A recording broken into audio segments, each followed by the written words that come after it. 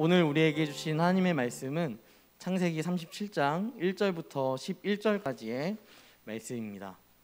창세기 37장 1절부터 11절까지의 말씀. 네, 우리 함께 보도록 하겠습니다.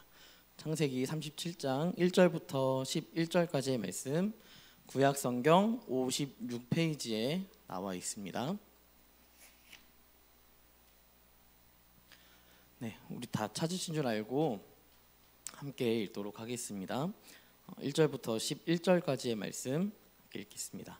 야곱이 가나안 땅 곧 그의 아버지가 거류하던 땅에 거주하였으니 야곱의 족보는 이러하니라. 요셉이 17세의 소년으로서 그의 형들과 함께 양을 칠 때 그의 아버지의 아내들 비라와 실바의 아들들과 더불어 함께 있었더니 그가 그들의 잘못을 아버지에게 말하더라.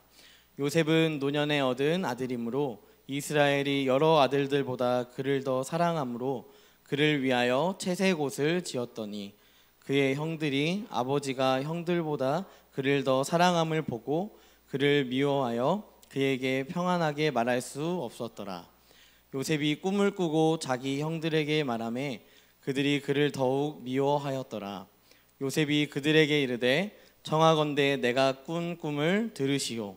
우리가 밭에서 곡식단을 묶더니 내 단은 일어서고 당신들의 단은 내 단을 둘러서서 절하더이다.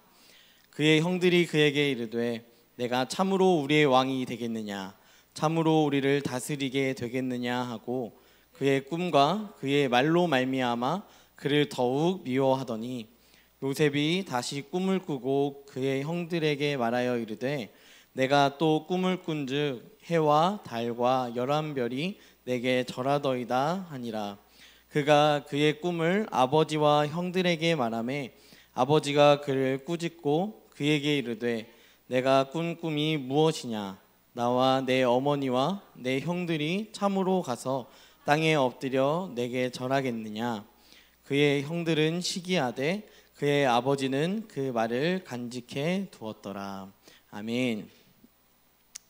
이곳에 있는 청년들 그리고 또한 온라인으로 예배를 들으시는 청년들과 성도님들 가운데 분명히 우리는 미래에 대한 고민이 참 많이 있으실 것 같습니다.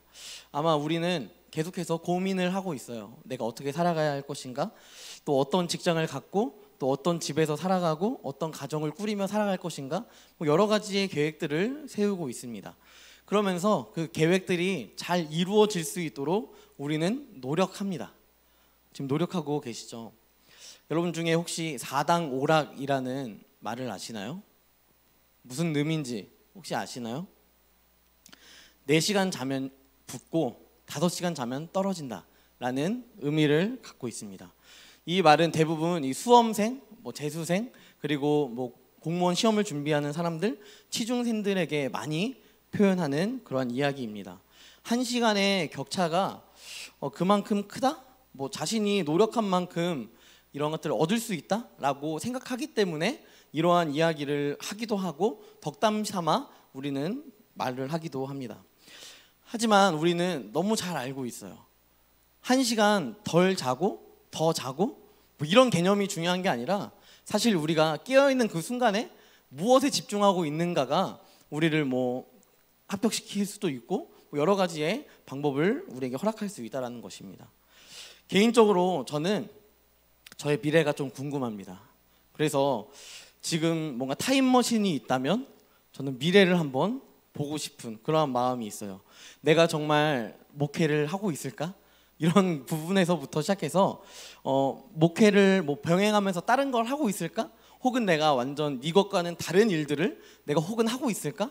이런 것들이 참 궁금할 때가 있습니다. 그래서 미래를 좀 알고 싶다 이런 생각이 들 때가 있어요.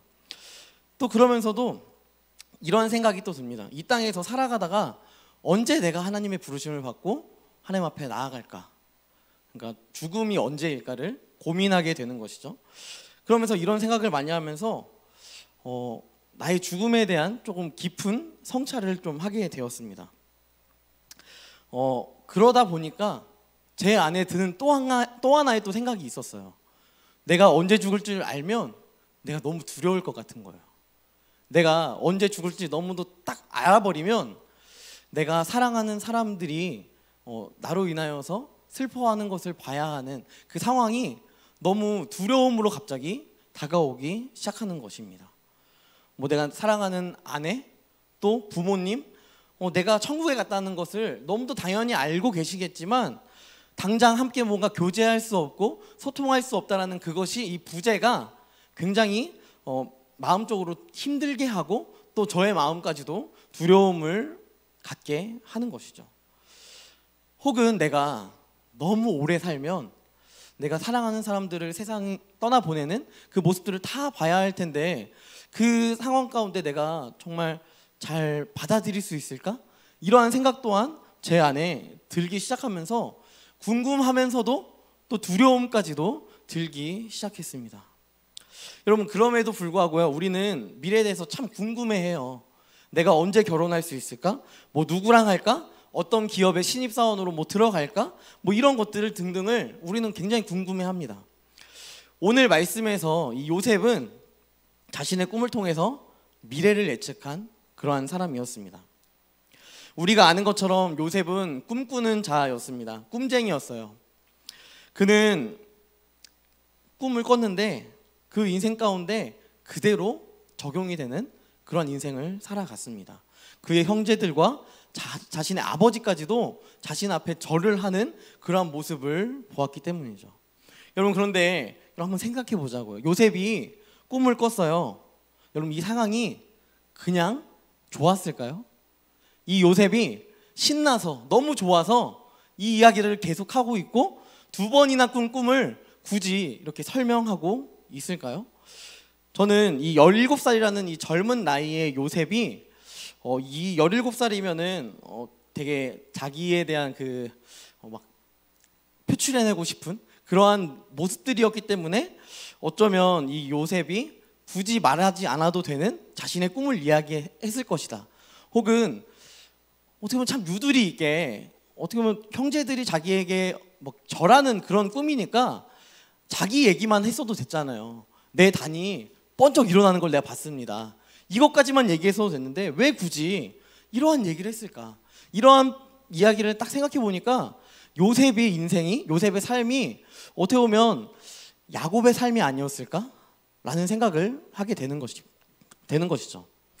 하지만 제가 오늘 이 본문 묵상을 하면서 제가 느꼈던 것은요, 요셉은 분명했어요. 요셉은 야곱이 아니라 이스라엘이었습니다. 이 야곱은 어릴 적부터 이 이스라엘의 삶을 이미 살아가고 있던 그런 사람이었다라는 것이죠. 우리는 요셉을 향하여서 첫 번째로 오해합니다. 우리가 창세기 37장에 나오는 요셉을 보면서 왜 안 좋은 시선으로 우리가 보게 되었는지를 한번 생각해 보면요, 사회적으로 생각했을 때 고자질하는 거, 이런 부분들이 굉장히 안 좋게 받아들여지고 있기 때문일 것입니다. 단순히 하극상을 넘어섰어요. 이거는 요셉을 안 좋은 시선으로 바라보는 것이 너무 당연한 그러한 말씀이라고 볼 수 있습니다. 그의 아버지가 보여준 이 잘못된 가정의 모습이 있었기 때문에 이 편견에 있어서 요셉은 굉장히 안 좋은 시선으로 바라볼 수밖에 없는 그런 사람으로 비춰졌다는 것이죠. 요셉은 특별하게 라헬에게서 태어났습니다. 이 11번째 아들인 이 요셉 직전까지는 라헬이 자식을 낳지 못하고 있었습니다. 이 모습을 어떤 사람을 통하여서 또 볼 수 있냐면요, 사라를 통하여서 볼 수 있어요.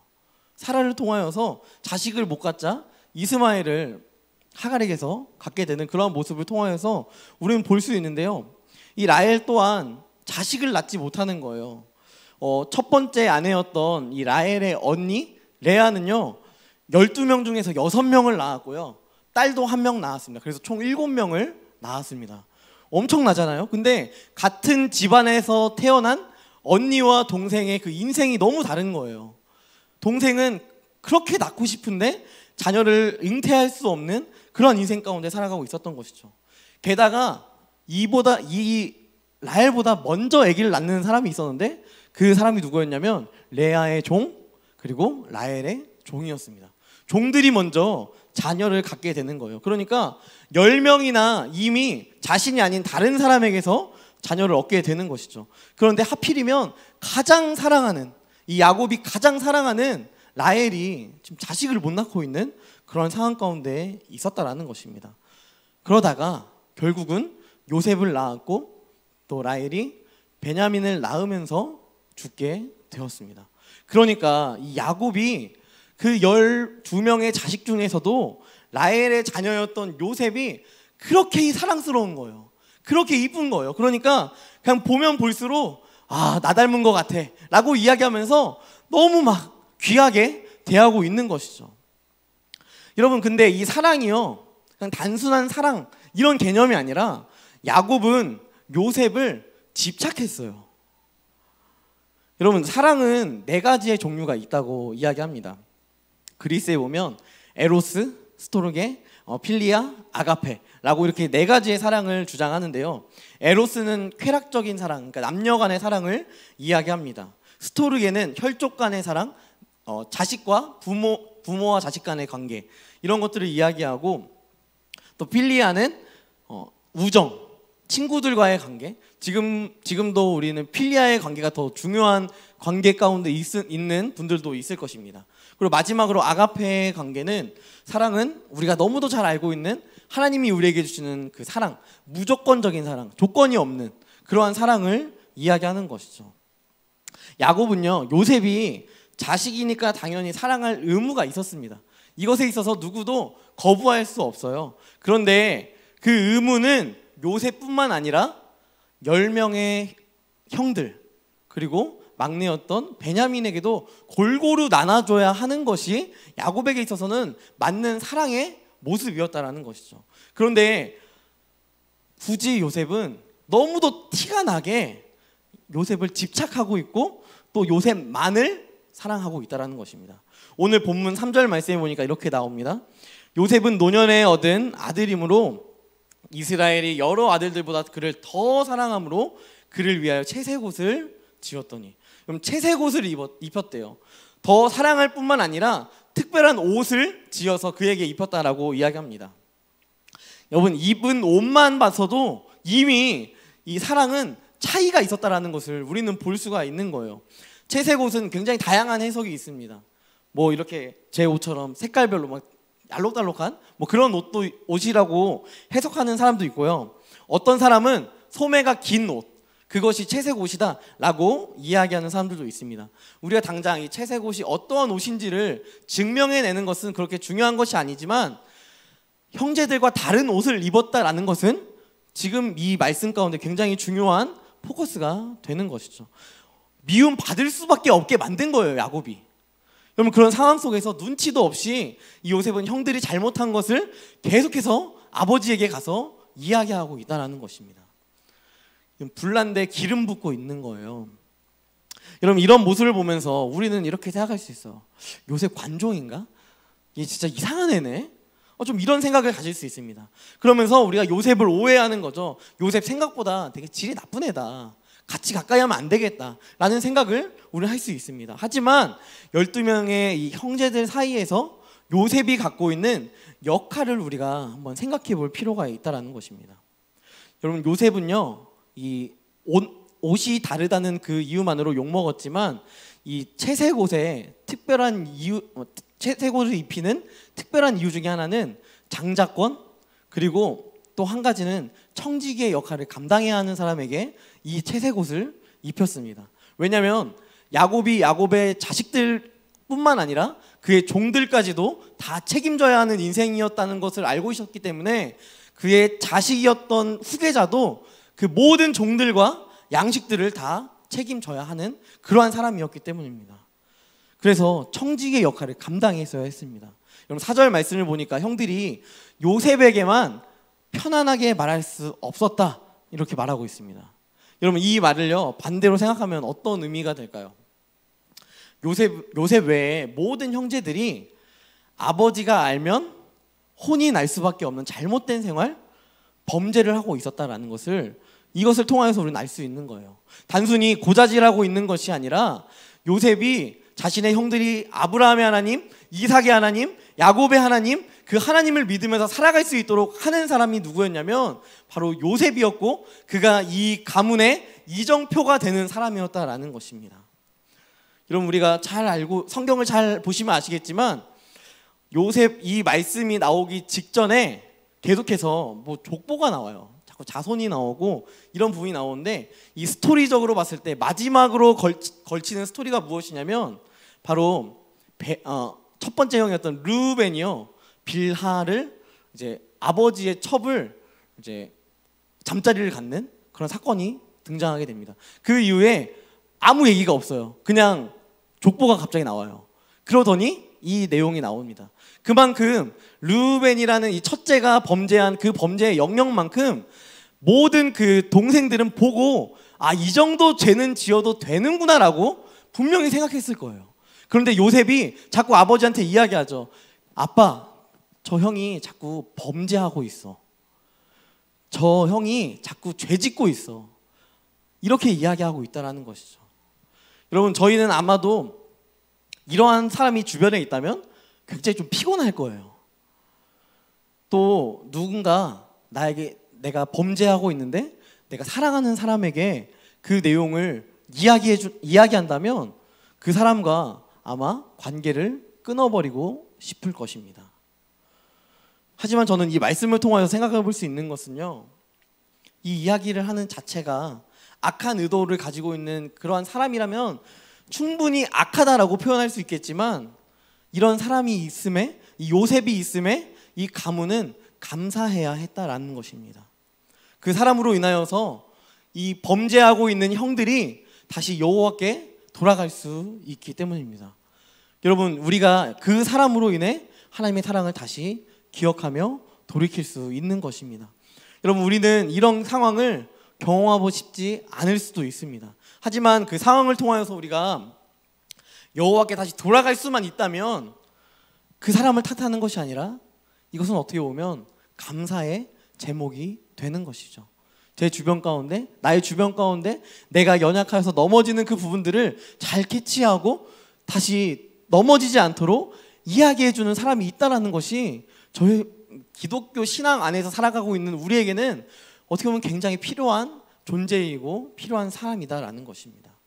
두 번째 우리가 오해하고 있는 것은요, 이 요셉이 꾼 꿈에 있습니다. 요셉은요, 꿈을 꾸고 자기 형들에게 이야기해요. 그러자 그들이 더욱 요셉을 미워하게 됩니다.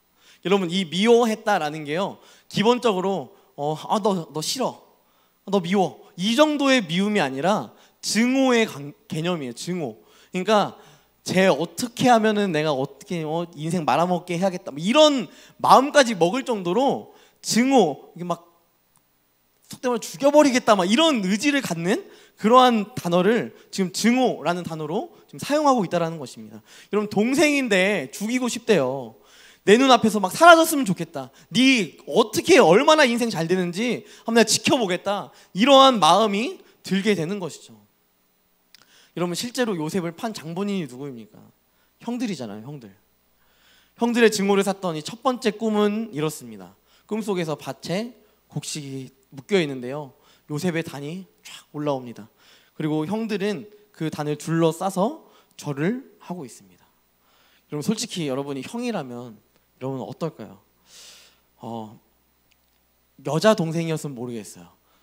귀엽게 봐줬을 것 같은데, 게다가 남자 동생, 이 형제 사이에 이런 말도 안 되는 장난을 친다? 납득이 안 되는 그러한 행동일 것입니다. 우리는 생각보다 간단하게 이것을 받아들일 수 없을 거예요.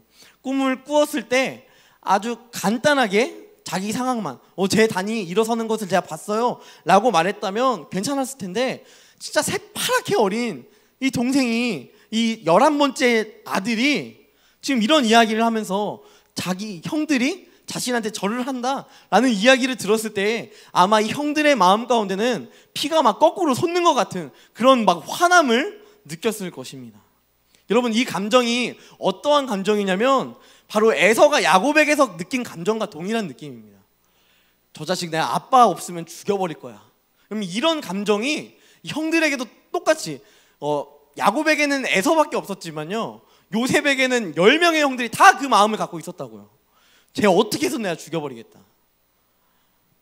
여러분, 이 꿈을 이야기했을 때 요셉을 죽이고 싶었겠죠. 하지만 아버지의 눈을 피하기는 쉽지 않았습니다. 생각보다 야곱이 오래 살았거든요. 여러분, 그 이후에 또 요셉이 꿈을 꿉니다. 그래서 첫 번째 꿈과는 뭐 그렇게 다를 거 없는 내용인데 좀 추가됐어요. 해와 달과 11별이 내게 절했습니다. 이것을 야곱이 해석하죠. 아버지와 어머니와 11 형제가 너에게 절하겠느냐라고 이야기하는 것입니다. 그럼 야곱은 이 이야기에 대해서 누구보다 빠르게 파악했어요. 야곱은 자신이 채색 옷을 입히면서도 또 사랑하는 라헬의 자녀 요셉이 장자의 권한, 축복의 권한을 늘 갖기 원하는 마음이 그 안에 있었기 때문에, 그래서 결국 이 마지막 말씀을 가면요, 아버지는 그것을 마음에 두었다라고 이야기하고 있는 것이 자기가 원하는 대로 되었기 때문에 그 마음에 두었다라는 것입니다. 여러분, 이 두 꿈을 이야기했을 때 우린 다시 한번 요셉을 오해할 수 있습니다. 요셉이 야심가였구나. 요셉 대박. 꿈의 내용들이 자신의 형들이 절하는 이런 내용을 이야기하면서 우리는 요셉이 형들을 무시하는 경향이 있었구나라는 것을 우리가 생각할 수 있다는 것입니다. 여러분, 이 꿈이 그저 꿈이었다면, 그것을 꿈이었고 정말 실현되지 않았다면 이 요셉은 진짜 야심가였을 거예요. 이 요셉은 진짜 뭔가 형들을 무시하는 사람이었을 것입니다. 근데 이 꿈이 어떻게 됐죠? 실현됐어요. 그렇다면 우리가 바라본 요셉의 해석은 조금은 달라져야 합니다. 아브라함, 이삭, 야곱의 하나님은 지금 야곱의 12명의 아들 중에서 한 사람인 요셉을 사용하셔서 앞으로 이루어질 일들을 지금 보여주고 계신다는 것이죠. 한마디로 여러분, 요셉은 하나님의 선지자의 역할을 지금 감당하고 있다는 것입니다. 2000년 이후에 오실 예수님의 모형으로 또 그림자로 이 땅 가운데 요셉이 나타났지만, 그가 은 20에 팔려서 그 은 20과 예수님이 팔린 은 30의 개념을 동일하게 생각하여서 이 사람이, 요셉이 예수님을 예표하는 사람이구나, 이것을 이야기하는 것이 아니라요, 예수님께서 이 땅 가운데 오셔서 하셨던 세 가지의 역할, 왕이셨으며 선지자셨으며 그리고 제사장이었던 그 역할을 감당하는 것에 있어서 요셉 또한 그 형들 앞에서 선지자의 역할을 감당하고 싶었다라는 것입니다. 여러분, 오해하지 마세요. 요셉은 말하고 싶지 않았을 수도 있어요. 요셉은 이 꿈을 굳이 그 형들에게 말하면서까지 미움을 사고 싶은 마음이 없을 수도 있습니다. 하지만 그가 이것을 이야기하는 이유는 무엇이냐면, 그가 선지자이기 때문에, 그가 내가 원하는 거, 내가 필요한 거, 내가 조금 더 형들에게서 사랑을 얻을 만한 말을 하고 싶었겠죠. 그렇지 않습니까? 여러분, 10명이나 되는 형들이 나를 싫어한다라고 생각해 보세요. 그들에게 안 좋은 얘기 하고 싶겠어요? 어떻게 해서든 마음을 사서 좀 좋은 관계를 맺고 싶겠죠. 그런데 왜 굳이 두 꿈을 이야기하겠습니까? 여러분, 선지자는요, 내가 원하는 말을 하는 사람이 아니에요. 하나님께서 원하시는 것을 말하는 사람이 선지자입니다. 요셉은 이 두 꿈을 통하여서 형들에게 이야기하고 있는 것입니다. 하나님의 뜻이 이것이다. 여러분, 사람은요, 듣고 싶은 것을 들으려고 합니다. 또 위로해주는 사람에게 찾아가서 위로를 얻고 싶어 해요. 야, 너 잘 될 거야. 너 힘내라. 내가 기도할게. 역시 너는 믿을 만한 사람이야. 내가 너 보니까 야, 진짜 스마트하고 너무 잘한다. 이런 어떻게 보면 우리가 듣고 싶은 것에 우리는 너무 많이 집중하고 있습니다. 여러분, 사실 이 자리에 있는 여러분들은 생각해 보면요, 예수 믿는 것 참 쉬운 일이 아니에요. 그런데도 불구하고 누군가에 의하여서 우리가 예수를 들었습니다. 그리고 또한 예수를 믿게 되었습니다. 여러분, 누가 여러분들에게 예수 전한다고 해서 돈을 주거나 뭐 금전적인 여유를 주거나 아까 찬양했던 것처럼 내 삶이 무너질 수도 있는 많은 어려움들이 내 안에 찾아올 수도 있는데, 그럼에도 불구하고 여러분들에게 복음을 전파했기 때문에 여러분들이 이 자리 가운데 나올 수 있었다라는 것입니다. 그럼 지금까지는 우리가 위로의 말을 듣기 원했고, 좋은 사람이야 라는 말을 듣기 원했고, 너에게 있어서 넌 잘 될 거야 라는 이런 이야기를 듣고 싶겠지만, 여러분 사실 이 자리 가운데 나와 왔기 때문에 여러분들은 이미 잘 된 사람이라는 것입니다. 예수를 믿기 때문에, 예수를 알기 때문에, 예수를 믿는 대로 살아가기 때문에 여러분들은 이미 잘 된 사람인데, 우린 자꾸만 다른 것으로 인하여서 위로를 얻고 싶어하고, 누군가의 말에 의하여서 꼭 뭔가 내 안에 들려지고 내가 보고 이런 것들을 통하여서 나의 오감을 발동시켜서 얻기를 원하기 때문에 우리가 그것을 잘 이해하지 못하고 인식하지 못하고 있다는 것입니다. 하나님은 오늘도 여러분들에게 말씀하십니다. 사랑하는 아들아, 사랑하는 딸아, 세상이 줄 수 없는 평안, 세상이 줄 수 없는 기쁨, 오직 나 여호와 하나님에게만 있다. 여러분, 이 소리에 귀를 기울이셨으면 좋겠습니다. 그리고 이 소리에 여러분들이 반응했으면 좋겠습니다. 지금 성경 통독반을 모집하고 있죠. 여러분 함께 참여하셔서 하나님의 음성이 무엇인지, 하나님의 말씀이 무엇인지, 하나님께서 나에게 무엇을 말씀하고 싶어 하시는지 그것에 귀를 기울이셔야 한다는 것입니다. 또한 우리가 갖고 있는 청년부의 훈련들, 여러분 훈련을 통하여서 이번에는 함께 지금 훈련을 진행하고 있지만 다음 학기가 되어서 2학기 때 되면 훈련을 또 시작하게 될 때 여러분들 주저하지 말고 하나님의 음성을 듣기 위하여, 하나님께서 원하시는 뜻을 알기 위하여서 훈련에 함께 적극적으로 참여하는 그런 공동체가 되었으면 좋겠습니다. 이 모든 과정 속에서 하나님이 함께 하실 것입니다. 그럼 마지막으로 요셉을 오해하는 것은 이것이에요. 요셉의 인생을 모두 통틀어서 그냥 오해합니다. 요셉이니까 애굽에서 잘 버텼겠지. 요셉이니까 그 힘든 상황에서 어떻게든 버텼겠지. 그럼 아니요. 요셉이니까 가나안 땅뿐만 아니라 애굽에 가서 잘 버틴 것이 아닙니다. 하나님이 요셉과 함께 하셨기 때문에 요셉이 될 수 있었고, 성경을 잘 보면 아시겠지만 야곱이 그렇게 요셉을 사랑했음에도 불구하고 생뚱맞게 야곱이 자신의 품 안에만 입마에 포켓만 하고 있던 이 요셉을 갑자기 생뚱맞게 형들 잘 지내고 있는지를 보고 오라고 이렇게 이야기합니다. 왜 그럴까요? 여러분, 요셉을 그렇게 아낀다면서 야곱이 그렇게 궁금했으면 종들 보내면 됐잖아요. 종들 보내면 됐는데 왜 굳이 하지도 않던 요셉을 보내서 형들이 잘 있는지 살펴라 라고 이야기할까요? 여러분, 요셉도 되게 특이해요. 아버지가 요셉에게 세겜에 가서 지금 살고 있던 헤브론보다 조금 더 북쪽에 있는 세겜에 가서 형들이 잘 있는지 봐라 라고 이야기했습니다. 그 얘기를 듣고 세겜에 갔는데 형들이 없는 거예요. 그러니까 형들이 없네? 하고 돌아갔어야 되는 게 맞는 거잖아요. 그런데 그 자리에 있는 어떤 사람에게 묻습니다. 이름을 특별하게 이야기하지 않아요. 어떤 사람이라고 호칭하는데 이 사람에게 물어요. 그러니까 이 사람이 이야기합니다. 야, 그 형제들이 이야기하는 걸 보니까 도단으로 올라갔어. 그러니까 세겜보다 더 북쪽으로 올라가게 되는 것이죠. 이것을 들은 이후에 여러분, 그거 들었으면 아버지한테 가서 형들 도단에 있대요 하면 될걸? 굳이 또 도단까지 올라가게 되었다라는 것입니다. 요셉이 얼마나 정직하고 또 순종적인지를 보여주는 그러한 내용이겠죠. 여러분, 결국 도단에 이르러서 요셉은 형들에게 의하여서 갇히게 되고, 또 그 이후에 유다에 의하여서 애굽으로 팔리게 되는 내용들이 등장하게 됩니다. 뒷부분은 우리가 너무도 잘 아는 내용이기 때문에 굳이 살펴볼 필요가 없습니다. 여러분, 제가 이 요셉의 인생 초반기에서 생각해 볼 수 있는 것은요, 요셉이 잘났기 때문에 보디발의 종으로 감옥에서 또 잘 버텼을까? 감옥에서 3년이라는 그 시간을 1년도 아까운데 3년이라는 시간이나 그 감옥에서 보낸 것이 정말 감당할 수 있는 것이었고 잘 버틸 수 있는 것이었을까? 아무리 생각해도요, 그것은 아니에요. 그럼 하나님이 함께 하시는 인생이었기 때문에 그가 그 삶의 여정이 바뀔지라도 그곳에서 버티며 살아갈 수 있었다는 것입니다.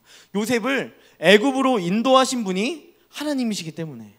오늘 야곱에 대해서 읽은 이 37장 1절부터 11절 말씀 속에서요, 야곱이 이스라엘이라고 이름이 변경되었음에도 불구하고 이스라엘이라고 부르는 장면은 딱 한 명밖에 없습니다. 한 번. 세마포 옷 입힌 채색옷을 입힌 그 장면 딱 한 곳에서밖에 없고요. 다 그냥 야곱 그리고 아버지 이렇게 표현하고 있다는 거예요. 여러분 왜 그럴까요? 왜 그가 이스라엘로 이름이 바뀌었음에도 불구하고 계속해서 야곱의 족보에 대해서 이야기하고 야곱이라고 표현을 하고 있을까요? 야곱이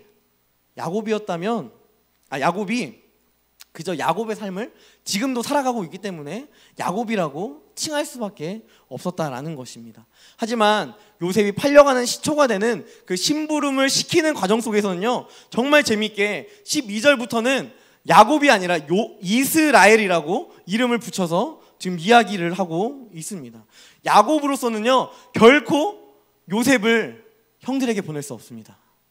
하지만 하나님이 함께 하시는 이스라엘 때에만 그가 아무리 사랑하는 요셉이라 할지라도 그를 형들에게로 보내서 형들이 잘 있는지를 보게 할 수 있다라는 것입니다.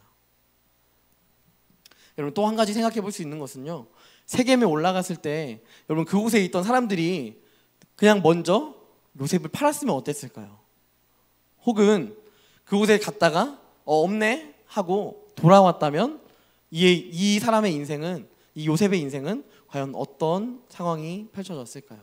여러분 그 모든 선택지를 없애버리는 하나님의 그 귀한 뜻이 무엇이냐면 바로 어떤 사람에게 달려있다는 것입니다. 여러분 이 어떤 사람은요, 성경에 참 많이 나와요. 씨름할 때도 나오고요, 지금 이 상황에서도 나오고 다양한 장면에서 칭하지 않는 어떤 사람이 나옵니다. 그 중에서도 이 어떤 사람은 주로 성령 하나님께서 인간의 몸을 입고 예수 그리스도가 이 땅 가운데 왔을 때 구약 시대에 예수라는 표현이 아니라 어떤 사람이라는 표현을 사용하여서 이 예수 메시아가 이 땅 가운데 계셨다는 것을 증명하는 내용입니다.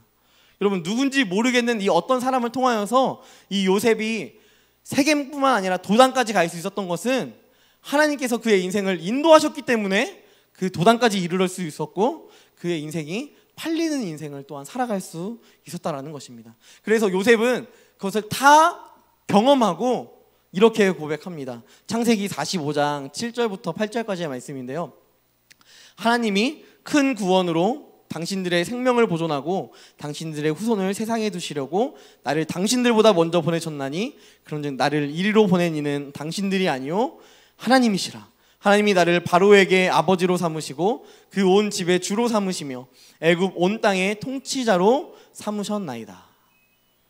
여러분 결론을 맺겠습니다.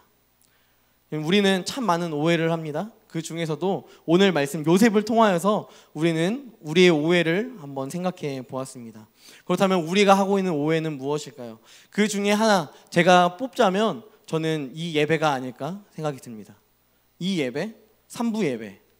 3부 예배에 대한 여러분들의 오해, 1, 2부로 대체할 수 있겠지? 여러분 이런 오해를 여러분들은 하고 있을 것입니다. 또한 여러분들은 굳이 무슨 3부 예배까지 드려 라는 생각을 할 수 있고 1시 반에 그 아까운 시간 내가 어떻게 여기로 바치겠어 라는 생각이 우리 안에 들 수 있습니다. 하지만 여러분 그것은 오해입니다. 여러분 하나님이 요셉을 인도하셨던 것처럼 여러분들을 인도하시는 분은 오직 하나님이십니다. 그렇다면 하나님께 우리의 인생까지도 바칠 수 있어야 하고 우리의 정해진 예배를 통하여서 우리가 하나님께 은혜를 구하며 살아가야 할 것입니다.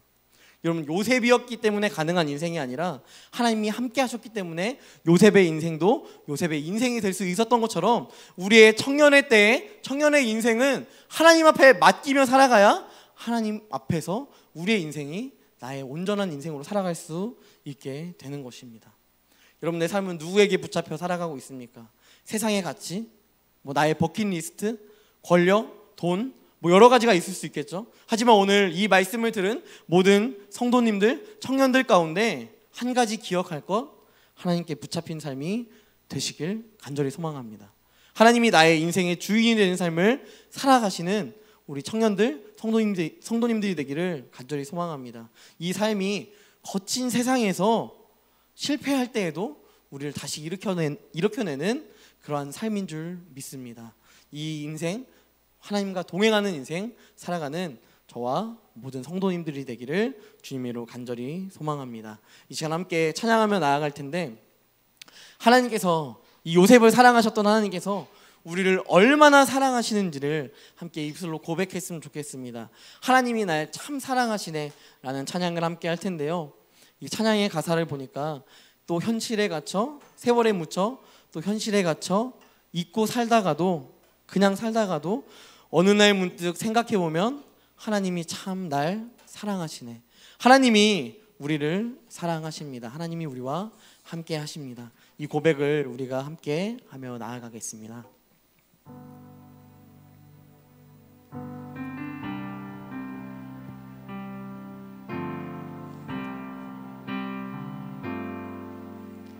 하나님이 날 참 사랑하시네. 하나님이 날 참 사랑하시네. 하나님이 날 참 사랑하시네. 하나님이 날 참 사랑하시네. 하나님이 날 참 사랑하시네. 하나님이 날 참 사랑하시네.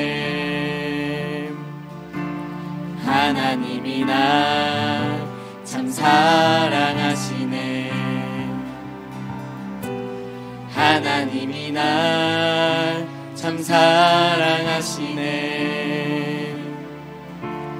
하나님이 날 참 사랑하시네. 세월에 묻혀 또 현실에 갇혀 잊고 살다가도 그냥 살다가도 어느 날 문득 생각해보면 하나님이 날 참 사랑하시네. 세월에 묻혀 또 현실에 갇혀 잊고 살다가도 그냥 살다가도 어느 날 문득 생각해보면 하나님이 날 참 사랑하시네. 제가 함께 기도하기 원합니다. 함께 기도할 때 여러분, 요셉을 향하여서 우리가 했던 오해들 한번 생각해보며 다시 한번 우리에게 향하신 하나님의 사랑을 기억했으면 좋겠습니다. 하나님은 우리에게 말씀하기 원하십니다. 하나님은 우리와 교제하기 원하십니다. 하나님은 그 어떤 무엇보다 여러분들을 사랑하시는 분이십니다. 이것을 우리가 먼저 기억할 때 세월에 묻혀서 참 힘든 상황 가운데 직장으로 인하여서 많은 힘듦이 있고 스트레스가 있고 어려움이 있지만 그 어려움으로 말미암아 우리가 그저 낭망하여 쓰러져 있을 수밖에 없는 그런 인생이라 할지라도 다시 일어날 수 있는 것은 하나님이 나를 사랑하시기 때문에, 하나님이 나를 정말 사랑하시기 때문에 다른 그 이유가 없습니다. 여러분들이 잘났고 여러분들이 좋은 직장을 가졌고 여러분들이 살아온 이 경력으로 인하여서 똑똑한 두뇌를 가지고 하나님이 여러분을 사랑하시는 것이 아니라 여러분들은 아무것도 없는데 하나님께서 여러분들을 사랑하십니다. 이것이 복음입니다. 이것이 은혜입니다. 이것을 먼저 기억하며 하나님, 나도 하나님을 사랑하게 하여 주시옵소서. 하나님, 주님의 말씀 가운데 내가 귀를 기울이고 말씀을 읽고 또한 말씀대로 살아갈 수 있는 은혜를 이번 한 주의 삶 가운데 이루어갈 수 있도록 주님 인도해 달라고 함께 기도해 주시고, 또한 요셉의 삶을 통하여서 바라볼 수 있는 것, 전해야 할 것을 분명하게 전하는 것, 하나님께서 우리에게 전하기 원하시는 것을 전해야 하는 것, 이것이 선지자의 역할입니다. 내가 좋은 평가를 받기 위하여서 듣기 좋은 말만 하는 것이 아니라 하나님께서 원하시는 것을 말하는 것이 분명한 선지자의 역할입니다. 여러분들은 여러분들의 삶에서 어떠한 선지자의 역할을 감당하고 있습니까? 여러분들의 삶을 통하여서 하나님을 증명하고 있으며 또 하나님을 드러내고 나타내고 있습니까? 혹여나 그러한 모습이 우리 안에 없다면 하나님, 이번 한 주 동안의 삶을 살아가면서 내가 요셉처럼 선지자의 인생을 살아가기 원합니다. 내가 다른 사람이 들었을 때 좋은 말들, 좋은 칭찬들, 이런 것들을 하는 것이 아니라 내가 믿는 하나님, 그분을 분명하게 전할 수 있는 선지자의 역할을 감당할 수 있게 해달라고, 또한 말로 전할 뿐만 아니라 나의 삶으로 전할 수 있는 그러한 온전한 인생이 되게 해달라고 함께 기도하며 나아갔으면 좋겠습니다. 함께 기도하겠습니다.